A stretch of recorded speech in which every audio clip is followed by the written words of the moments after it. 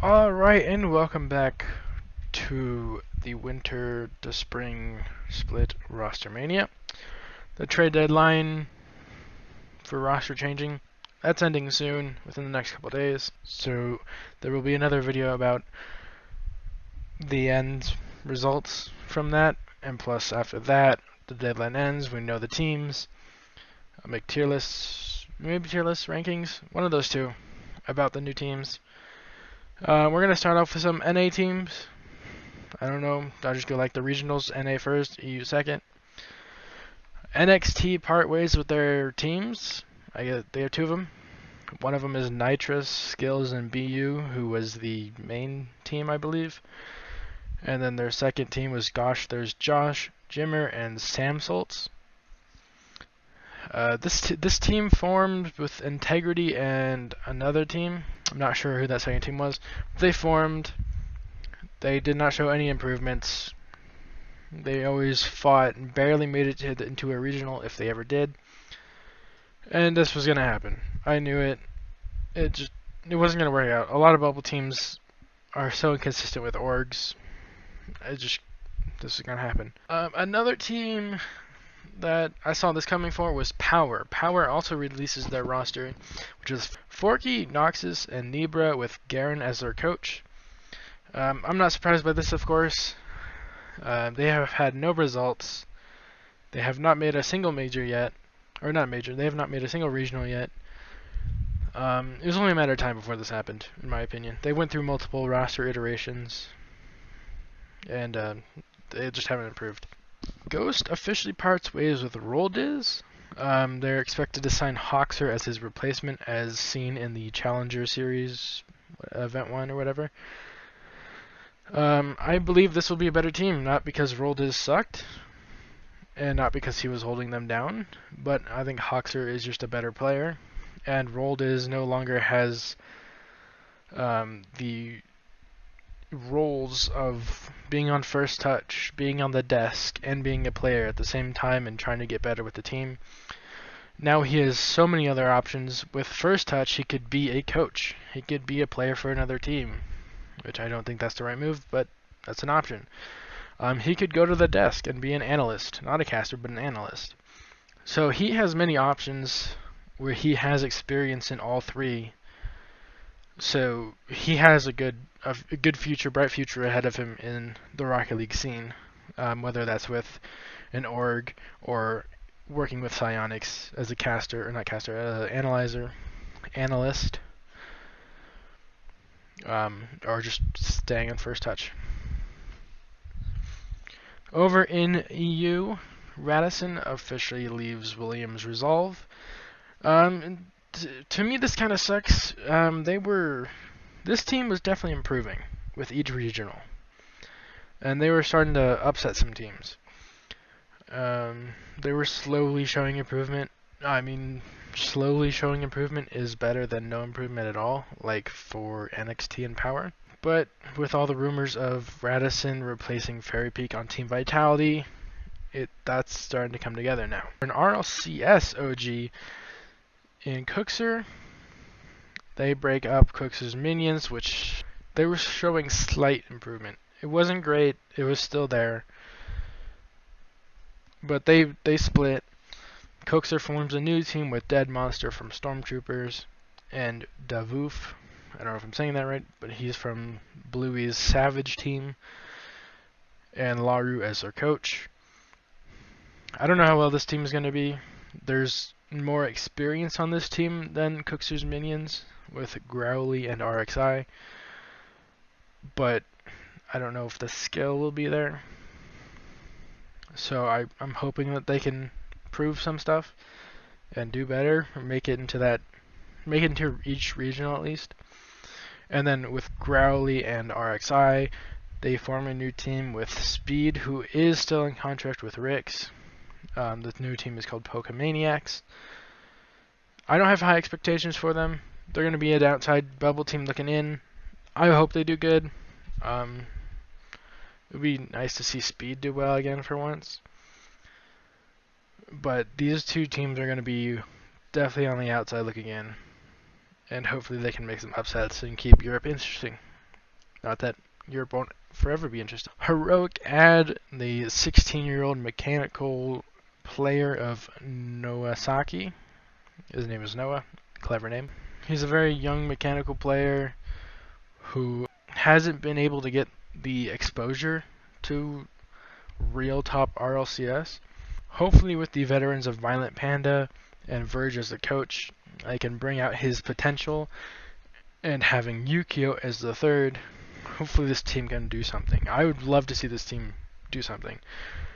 I like Violent Panda.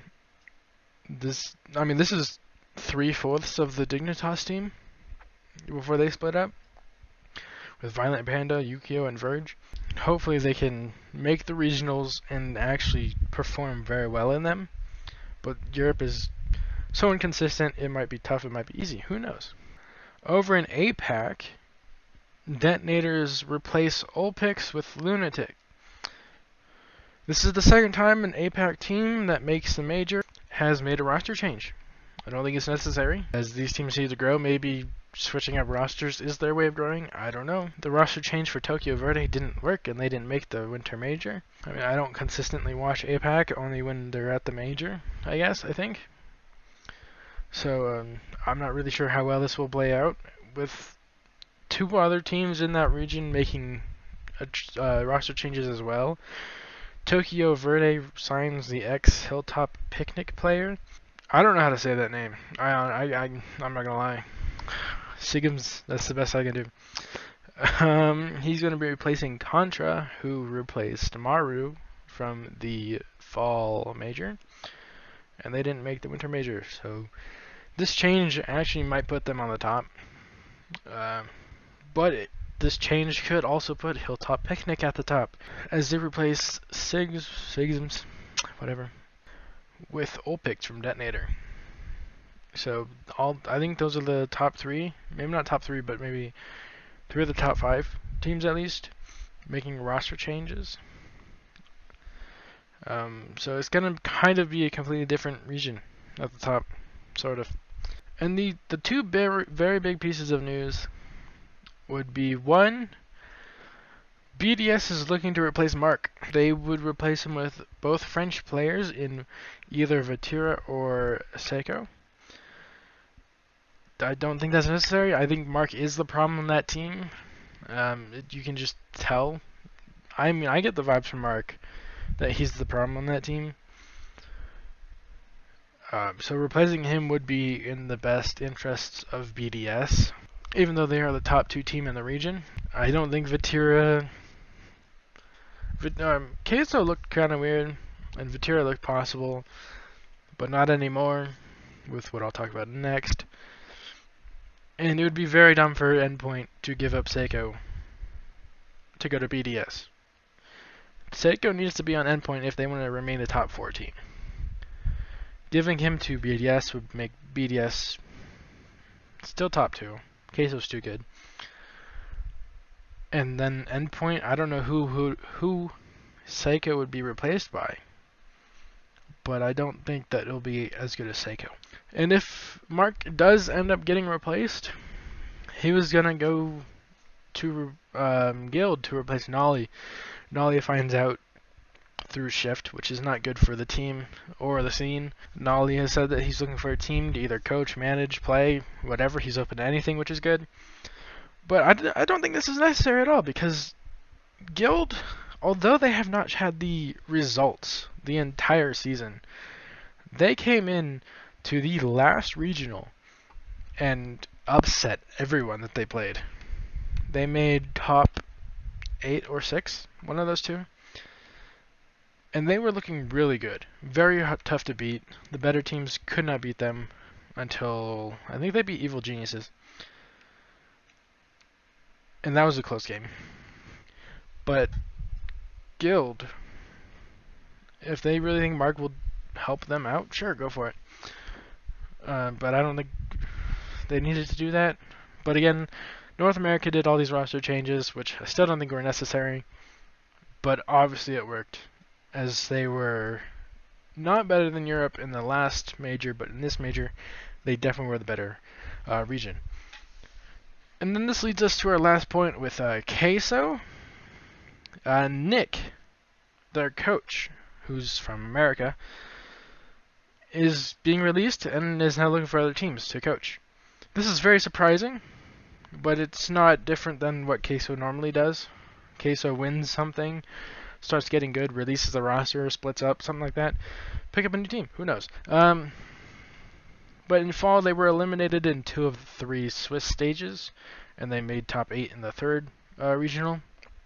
In winter, of course, they won 2, finished 2nd in the 3rd one, and they also, of course, placed 2nd at the major, getting the bracket reset on G2.